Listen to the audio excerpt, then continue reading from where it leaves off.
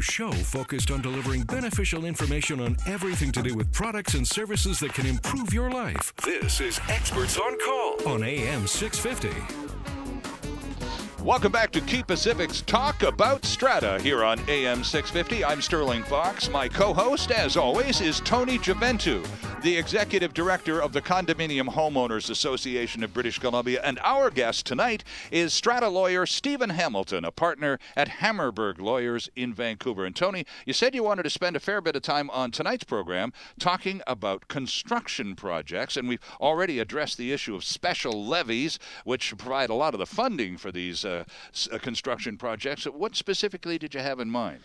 Well, we're coming up to the time period now in history where very soon our first real strata that was constructed as a strata will be 50 years old. Oh, okay. So we're coming up to a time period now where we have a lot of strata corporations across province that are 25 to 50 years old. Does that mean the Strata Act is 50 years old as well? The first piece of legislation will be coming into that time period. Interesting. As well. Okay. Yeah. No, it's quite a long period of time, and we've seen this enormous transition in our industry. But all of these buildings now are at the point that they need major work. A number of buildings have already done things like recladding building systems. They might be on their second or third roof, but there are other components such as elevator replacements that have to be done, or the plumbing in the building, which doesn't last forever because of our water and our treatment system in the Lower Mainland.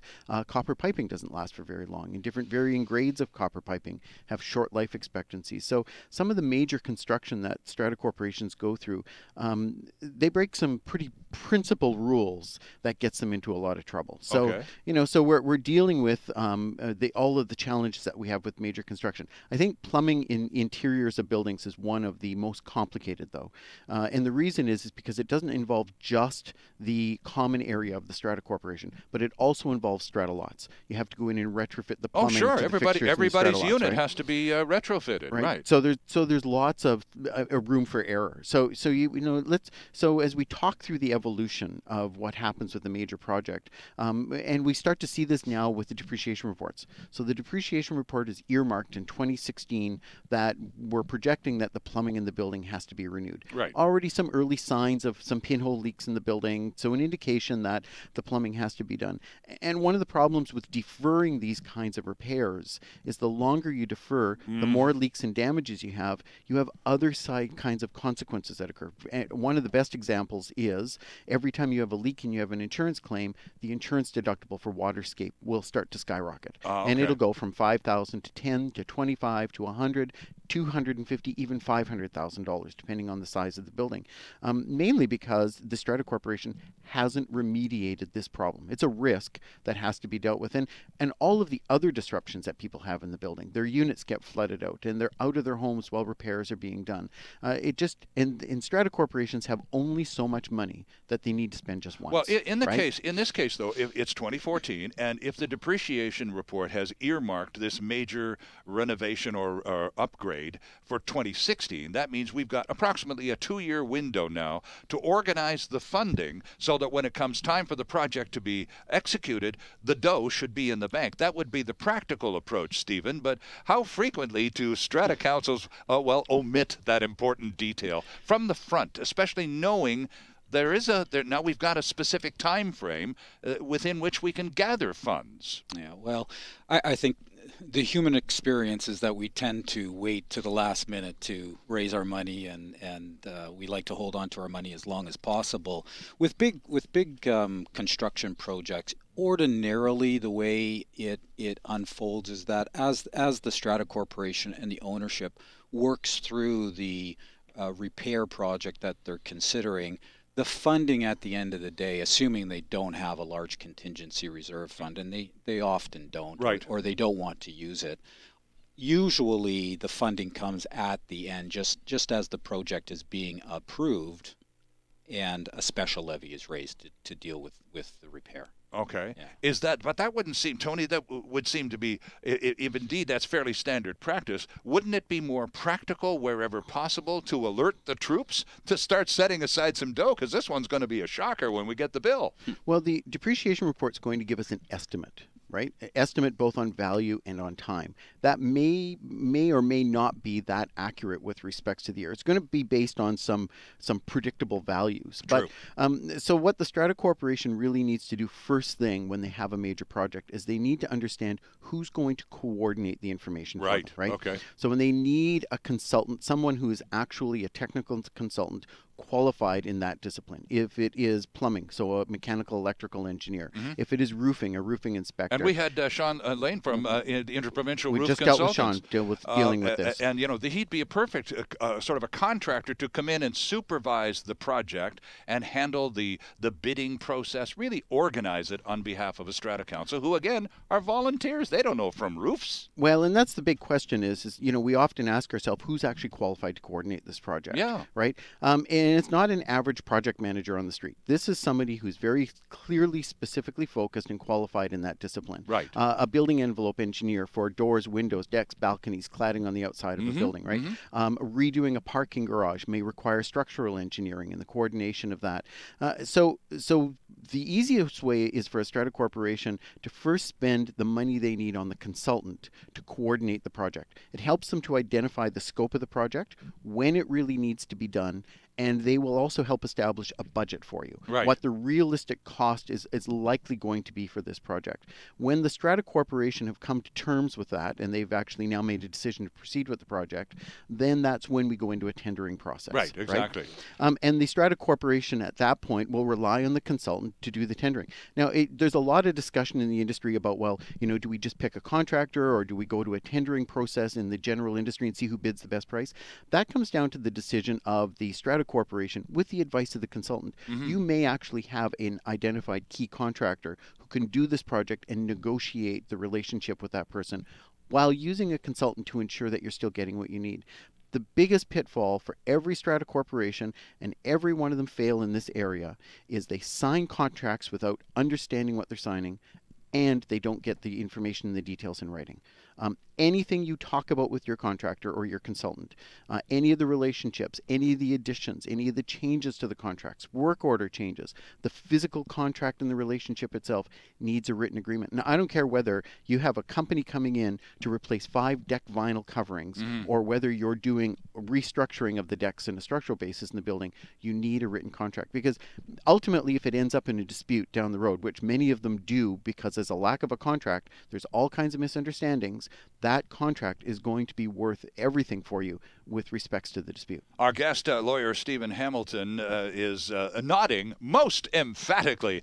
The devil is always in the details, isn't it, Steve? The devil is in the details, and it is surprising to see the number of Strata corporations that will enter into some fairly significant repair projects that can be $500,000, $1 million, and you see the contract that they've signed with the contractor, and it can be a single piece of paper, often just an acceptance of a quote that the contractor made without some of the more important things you would look for in a contract, which will set out what exactly was the contractor supposed to do for you.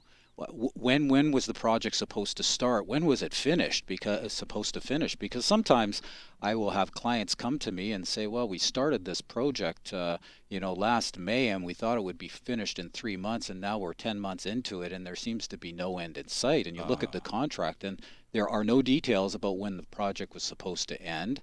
And more importantly, there were no details about what remedies the Strata Corporation would have if the contractor didn't complete the job within the time that was promised. So when you ask these clients who are now confounded and confused and angry in your office, do you often just say, why did you allow this sort of document to go through as the basis for a deal, considering it's $500,000 or higher? What do they say? Well, it's a good question. I generally don't like to kick people when they're down. But sometimes they must volunteer a response of some kind. I think by the time they're getting into my office, they've already appreciated that they've made the wrong decision at the wrong time. But it sounds like a decision that gets made more often than not, Stephen. And I think it is, and again, with a group, with strata councils, even if they have property managers, a lot of times people fall into the trap where they think they can really evaluate the character of the person that they're dealing with as a contractor, and I think we all do that. We look at somebody and we say, we trust this guy. This guy seems to be the guy for us. He's got an honest face. He's got an honest face. Right. And as we all know, we're all very bad at assessing character. And by the time you realize that honest face wasn't so honest, it's too late. And so strata councils and property managers need to deal with the Strata Corporation's affairs as a business. What also it may complicate things, and Tony and I have been down this road a couple of times. What happens though if when the contract is awarded, it turns out the guy that gets the job is the brother-in-law of the Strata Council president, and that wouldn't be a terribly unique situation at all, would it? It's probably not as unique as it once was, because the Strata Property Act has some fairly stringent requirements for awarding contracts to people that are related to council members. So there has to be disclosure. The person can't participate in the Strata Council decision making. Right, okay, sure. Hopefully the council is making other owners aware of this problem or this issue, and so there's all that kind of disclosure. But it does happen, doesn't it? It still happens, absolutely, yeah. Well, the other challenge, though, is that strata corporations are really not that great about recording and documenting what they're doing. Right. You know, one of the phenomena that occurs within volunteer associations and communities is that the board or the council frequently will just simply defer to the one person who seems to be best informed on this issue. Right. And that doesn't necessarily mean that person is actually better informed than anyone else. And so everyone's looking for someone to play a leadership role and help us through this, and help us walk through these challenges, and help us walk through the stages of this construction. You have to hire professionals to do this. Right. A $50,000 contract to fix a deck that's leaking or a deck on a corner of a building that's rotted with just simply a quote that says, cost plus construction and whatnot, didn't contemplate all the additional costs for building materials and for demolition and removal of the site material, any contaminated materials. And then you discover the $50,000 contract. Strata's coming back to the owner saying, we need more money. We're over $400,000 now. Right. And that is not rare. I wish that was rare, but that is much more common than we understand. What happens though, Stephen, when Tony's scenario gets really played out, and you were approximately estimating this repair to maybe $100,000 to $200,000, and it turns out it's $700,000 to $800,000 and climbing because it's still not finished, and the bills are still coming in. I'm sure this crosses your desk more than once a week. What happens in a situation like that where the contractor, that cash register just keeps grinding up the dough, and the Strata Council is kind of hooped? They don't know how to stop it. Well, and the first thing the Strata Council has to recognize, and sometimes they do and sometimes they don't, is that the authority that they have to spend money ended with the special levy approval. So if they only had approval for $200,000 under their special levy, if that project has hit $200,000, they are out of authority, and they need to go back to the owners and explain to them, we've got a problem. We've got a contractor now that said it would be $200,000, but we're already at $200,000, and it looks like we need another $2 to get the job done. Right. So that scenario is the one that they have to grapple with first, and then the second problem they have to deal with is this contractor, and why are they over budget? What has happened? Is it something that's wrong with the contractor, or was the project just a different project that they than what they understood at the beginning? And sometimes that can happen. You can start a project and there can be rotten wood behind the siding, or if it's a mechanical problem, we're dealing with a big plumbing repair, maybe the kind of interior work that was required just expanded in scope. So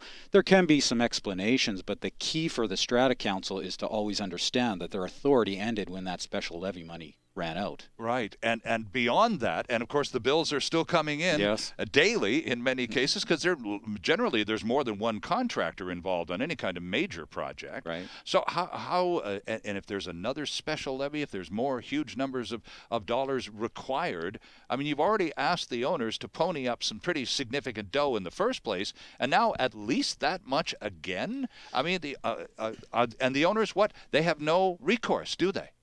Well, I wouldn't say they don't have any recourse. They certainly play a large role in the decision making when this is coming back to them.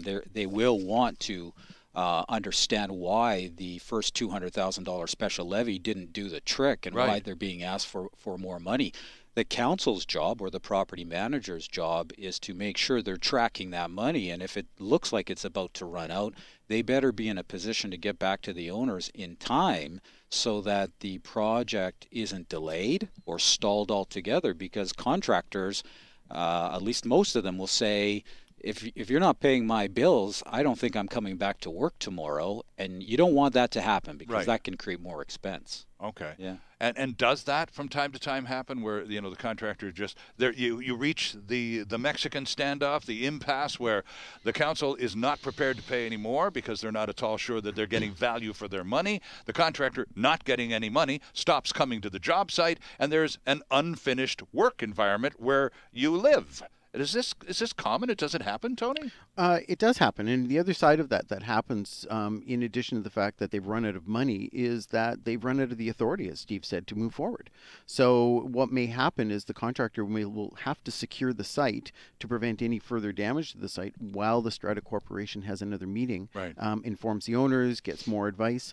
They could have avoided a lot of these problems, though. You know, one of the details, devil's in the details. Sure, you bet. One of the details that we see Strata corporations pinching pennies on is getting legal advice from a lawyer who understands contracts for major construction for Strata corporations, to have an understanding of all the things that can go wrong. Let me just quickly ask you, Stephen, if a Strata council comes to you and says, we have to undertake this major construction, we have estimates, etc., we have what we think is a viable deal with the contractor, would you review this for us, please, before we agree to it? What would your fee for that review, that actual thing be? Well, and we do that regularly. I'm sure. Yeah, and some contracts are very complex. If the project is a multi-million-dollar project, then often we're dealing with a contract called a CCDC contract, which is a complicated construction document, because the particular repair project requires that level of sophistication. Sure. For a lawyer to review that kind of agreement and provide some recommendations and some changes, you're probably looking at $1,500. Right. But in the context of $500,000 that you may or may not wisely spend or commit to, $1,500 is a drop in the bucket. It is a drop in the bucket, and at the end of the day, usually your price point isn't much different than that. The only time it can become more expensive is if the Strata Council has chosen a contractor that, for whatever reason, hasn't typically dealt with agreements, and they don't have any kind of agreement that they've used in the past, then the agreement has to be prepared sort of out of a vacuum. Right. But ordinarily, for $1,500, the Strata Council can get a good legal review and some advice about what things need to be changed. Contrast that with a lawsuit. Right. And the cost to deal with any kind of lawsuit could be into the hundreds of thousands of dollars. Need to take a quick break here, but Tony, based on your years of experience, why do more Strata councils not have those documents, those important documents, reviewed before committing ridiculous amounts of money to projects? Well, they usually get into a sense of comfort with someone who's basically taken the leadership role, either the property manager, a council member, a consultant, somebody who said, we'll manage this for you. They're comfortable with that. And what occurs is no one is actually looking behind the lines to see all of the problems that can occur. So take a typical replumbing of a building, and one of the things that almost always goes sideways is what happens to the in-suite repairs or damages that occur as a result of the plumbing job, and that's frequently a detail that's left out of the contracts. Right. So people end up with unfinished walls. They end up with tiling that's broken or removed and not replaced. Right. And the in-suite costs for individual owners start to rise as they start refinishing their own interiors if those details are left out of the contracts. Right. Some of the contractors are very good about coordinating those obligations. Others don't even think of it. But for a small amount of money, that could have been captured in the agreement. And it could have saved the Strata Corporation quite a lot of harassment. Interesting stuff. This is Key Pacific's Talk About Strata on AM 650, and we're back with lots more right after this quick timeout. Delivering relevant and beneficial consumer information. This is Experts on Call, and there's more still ahead on AM 650.